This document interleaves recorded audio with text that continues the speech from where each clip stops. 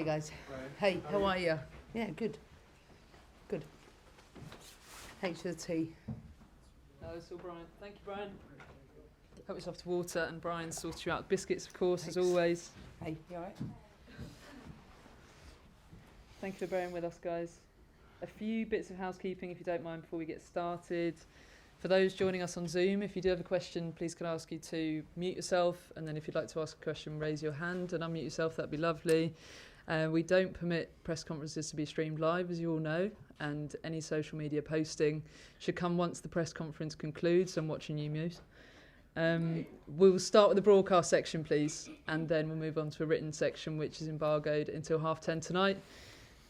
And given the level of interest in attending today's presser, I can't think why, we will have to prioritise people in the room. I do apologise. But on that note, we will kick off with Jess from Sky, if that's all right, please, Jess. Emma, good to see you again. Hey, how are you? Very well, thank you. Shock news last week. Why are you leaving Chelsea? Listen, I've been in post for 12 years and I've dedicated my life to this place. I drive 4 hours every day, 6 days a week for 12 years. And I have a 5-year-old that needs more of his mummy, for sure. That's important. Family matters. And I think I've dedicated as much as I possibly can to this football club. I've loved every minute of it. And I think it's really important that, if possible, let's create a succession plan for me, much like Paul and I do with the players. So the time is right, and I will work with the club in the succession plan and do everything I can to make sure there is as good a transition as possible so that my successor can equally have the same level of success I have. So I hear your answer there about better work-life balance. There have been reports in the press that perhaps new contract negotiations weren't going as planned or weren't being prioritised by the club. Did that have any impact on your decision? I think it's fair to say you've all worked with me over many years. I believe in private conversations, so of course I'm disappointed to hear things being said in the press. But I want to make sure that I maintain my own professionalism in everything I do. I have a team to focus on. I've got games to win, and I don't think anything will come between me and the players and me and the fans. I understand Chelsea. I know Chelsea. This is my club. It will always be my club. And while I am sad on many, many levels, I've always said to the fans, there'll come that moment when I'm sat with them in the crowd, and I look forward to that come the end of the season. For now, the focus is, as always, on the game. And I'm not lying. We had the most unbelievable training session today. It was really, really top level from everyone. And the players are committed with me to make sure we ensure our position. Do you feel like you still felt valued by the club? You've spoken about how much time you've dedicated, how much you've achieved. You've won pretty much every trophy there was to win. Did the club value your contribution, do you feel? You know, I come to work every day with a group of people that some of them I've worked with like the entire time, not just players but staff. And what we have created down in that building is magical and something that I know every player appreciates being a part of. As far as I'm concerned, the people I have worked with in that period have made me feel the best coach I can feel, though that's not always easy when you drop players or, you know, they're not playing week in, week out. So I leave at the end of the season knowing I've given everything and I've done everything. As I said before, conversations that are private between me and the club remain private on my end, and I will maintain that. You mentioned you had a great training session just now. Yeah. How did the players react? I believe they only found out just before it went public. Yes, because I'm a professional and I had a job to do to coach the game, and it's important that the players hear it from me, not anyone else. I value communication, and I value that relationship and those relationships with them. They understand. This is football. These things happen. And yes, it's quite unusual. You have one manager at a place for 12 years. I didn't necessarily envisage I'd be anywhere else, but that's life, and I will be. And I know that my goal is to make sure I leave this dressing room in the best possible place, because I know that when I started here at this football club, it was always my goal to leave it in a better place. And I'll make sure on my way out, I'll do absolutely everything to make sure that this football club stays at the top. And how did the players react? What did they say to you? I'm sure you can appreciate that's between us. We had a few hugs, and we're close, and that's always been the way. And like I said, they respect my decision, and they're ultimate professionals, and there is zero chance anyone will down tool. Just the last question, Emma. It's been widely reported that you will be the new head coach of the US Women's National Team. What's next for you? Have you got any comment on that particular story? I think, you know, what my answer is going to be. I'm not going to comment on that. You know, I'm contracted to Chelsea until the end of the season. And that's where my commitment lies right now. Thanks, Emma. Joe, Thanks. next, please. Obviously a long way to go until you leave at the end of the season, but has it been an emotional week? Ooh, good question. Yes, really. I think it's always a day that I never really wanted to see come, but I feel like I have to put myself first. You dedicate so many hours to this job, not just the drive, and I've given it everything I can. And as I said before, it's just I've had to evaluate that and factor in. This isn't, it's easy to say it's about work-life balance. Anything I'm going to do it well. But maybe it's about just having something different more than anything else. And I've taken this team to the top, and I always said that I wanted to leave at the top, and I'll maintain that. That's what I want to do. I would struggle going backwards at any point and then being in that or outstaying my welcome. Those things plague me. So it's not actually an easy thing to do, to leave at the top. I have a world-class team, but it's something I always made a promise to myself that I would do. You say you're having to work on a succession plan. Will you have a Yeah. direct say in your succession? Well, Paul Green and I have run this team and this club, and the entire time I've been here, succession planning at every juncture. I think it would be so Chelsea of us to succession plan my exit. So, of course, I will be involved with those conversations. I think it's important that we really take the time to evaluate what the best fit will be. It's not about like-for-like replacements or anything like that. That's usually the wrong thing to do. But I think it's identifying what the needs are for the position, for the team, for the club, and collectively we will do that together. You said in the last year or so that the Spanish national team job would be a dream job. Is a national team job something that excites you?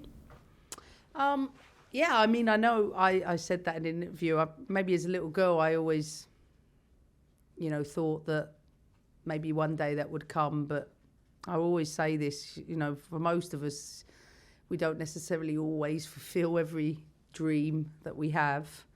So while, that, I think I probably would say that might always be an ambition of mine to do that.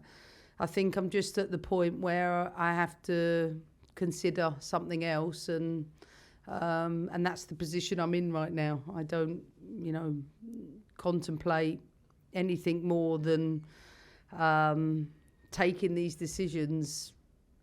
Don't come easy, and I think it's, for some it might come as quite a surprise or a shock last week, but like I said, I'm putting the team first. I want to put the club first, and I want to make sure that give give our football club the right preparation time so that they're ready to continue in after me. And final one from me, because there is a game this weekend, believe it Oh or yeah, not. thank you for that. What's the team news? How's everyone looking? Still no Melanie Leopolds or Guru Wrighton. Everybody else is fit. Yeah. Noose, can we come to you next, please? Yeah. Hi, Emma. Hey. You just mentioned there a phrase, you didn't want to stay here, outstaying your welcome. Is this 100% your decision, or is it the old football mutual consent? You both parties have agreed this is a good time. No, this is my decision. As I said, when you coach at an elite level and you have to perform at an elite level and you have standards and expectations that I have, anything less than the best is not acceptable. And maintaining that on a daily grind it's a lot. It takes a lot of work, and I think it is important. I'm a mum, and not many football managers sit up here and talk about that in the same way.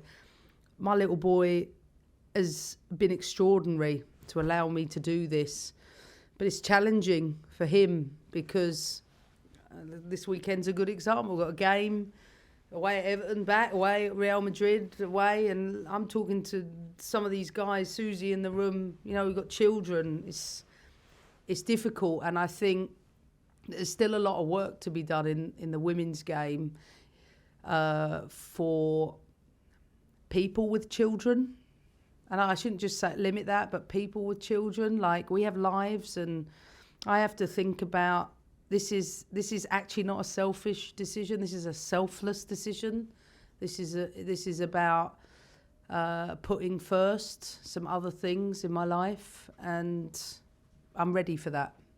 In terms of that, you have been linked with lots of rumours about you going to America. The lifestyle in America for you and your son would be incredible, wouldn't it? Look, I think picking someone up from school is incredible. You can talk about those experiences. I look forward to picking him up from school, taking him to after school club or doing some other bits, just having a little bit more flexibility. I've lived far away for a long, long time, and I don't get home till quite late, 6 days a week. And, I just need to take stock and take check. And for that reason, this is why I'm in the position I am. In terms of the WSL, a lot of people I've read this week, a lot of people I've heard this week and spoken to, say that the game in WSL, training pitches, kit, food, basic stuff, is all down to you. You campaigned for it, you, for want of another expression, got it done in this country. How much is the sport in this country going to miss you when you go? It's down to us, not me. There's many people in this room that make sure they amplify that voice, and collectively we've applied pressure. Collectively we've challenged and raised standards. Everyone that knows me, everyone that works with me, for me, they know I've only ever had the game's best interest at my heart. I love the women's game, and I'm so grateful for the opportunities I've been given, but I also know my personality, and I'm not afraid to do tough things, even if sometimes I'm the one who takes the battering from it. But I'm all right with that, because if I see scores of girls up and down the country, whether it's getting more prize money, as is the case, to better facilities, you don't expect anything less from me to say I still don't think there's enough in place in terms of minimum standards. I still think there's ways to go to do that, but I've played my part, and I accept that role, and I'm grateful for all of those people that have done the same. And the last one in two parts. First of all, you haven't won the Champions League, so it's not on the CV. Is that a real burning start next week? Is that a real burning ambition? And secondly, Wenger, Fergie, great dynasty they set up at their football clubs. When they left, it kind of fell apart. Are you worried that could happen here? Well, first of all, I have won the Champions League. I'm in Chelsea. No, but I think it's important. I had this conversation with Jane Ludlow and Kira Grant this morning. We had this chat about a game out in Russia. We had a really funny conversation about being... Kira reminded me we were 4-1 up, and Emma Byrne, a couple of things sort of didn't quite go right, and the ball went 4-2, 4-3, 4-4, and all I could hear was Vic Akers in my ear, because I'd taken the decision to play Kira Grant at centre-back and Jane in midfield, and he wanted to do the other opposite, but he was in London being the kit manager for Arsenal. And I said every time the ball went in the net, the rifles were shooting, and all I kept thinking is Vic's going to kill me if we don't win this game. Anyway, we went down the other end, won the game 5-4. Kira Grant took an elbow, her nose splattered, and she got the best nose job in the world in Russia. I mean, that team was so exceptional, and I valued, forget the title piece, I know what I did in that team. They know what I did. And I don't have anything missing in my cabinet. Of course, it would be lovely to do that, but I don't feel empty about that. And the last part, I can't answer that other than to say, up until the end, I will give absolutely everything to this football club. And up until the end, I will make sure I help whomever is, you know, my successor, give them the platform to be successful. This is a wonderful playing squad. It isn't the end of it. In fact, I think we've reinvented it, and I think there's a wonderful young generation coming through. And I will pass the baton in the best way possible to make sure that they're as successful as I am. Thanks, Em. Thanks. Cool. Let's leave the broadcast section there, move on to the written section, please. Come across to Catherine first, and then